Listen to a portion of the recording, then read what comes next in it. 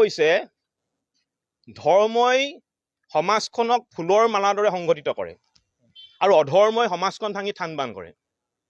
আমি মহাপুৰুষ শ্ৰীমন্ত শংকৰদেৱ গুৰুজনাৰ আদৰ্শৰে ডাঙৰ হৈছোঁ আৰু গুৰুজনাই এটা কথাই কৈছে যে সকলো ধৰ্মকে সমান চকুৰে চাবলৈ কৈছে।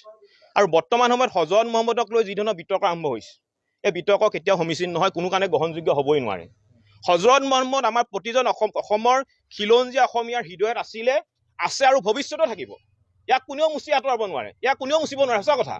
গতিকে হজৰত মহম্মদক লৈ যিসকলে কটু মন্তব্য কৰিছে, অশ্লীল ভাষাৰে গালি গালাজ পাৰিছে, তেওঁলোকৰ ওপৰত অসম আৰক্ষীয়ে অতি শীঘ্ৰে বিহিত ব্যৱস্থা গ্ৰহণ কৰিবৰ কাৰণে আমি জাতীয় সংগ্ৰামী অসমে দাবী উত্থাপন কৰিছোঁ। কাৰণ এইবিলাক ঘটনাই কিন্তু আমাৰ সাতাম পুৰুষীয়া যি শান্তি সম্প্ৰীতি আছে তাক বিনষ্ট কৰিব আৰু অনাগত দিনত সাম্প্ৰদায়িক সংঘৰ্ষৰ সূত্ৰপাত হোৱাৰ কিন্তু সম্ভাৱনা আছে। গতিকে হজৰত মহম্মদক অশ্লীল ভাষাৰে গালি গালাজ পৰাসকলৰ বিৰুদ্ধে অসম আৰক্ষীয়ে কঠোৰ ব্যৱস্থা ল'ব লাগিব।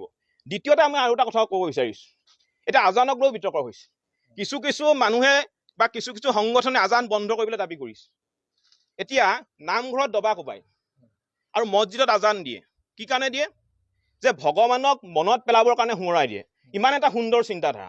আৰু এই ধৰণৰ মানুহ কিছুমান যিসকল মানুহে আজানৰ বিৰোধিতা কৰিছে, আজান বন্ধ কৰিবলৈ দাবী কৰিছে, তেওঁলোক মূৰ্খামি বাহিৰে বেলেগ একো হ'ব নোৱাৰে। আমি আজান ভাল পাওঁ আৰু আজানক কোনো কাৰণতে আজান বন্ধ হোৱাটো আমি কেতিয়াও নিবিচাৰোঁ।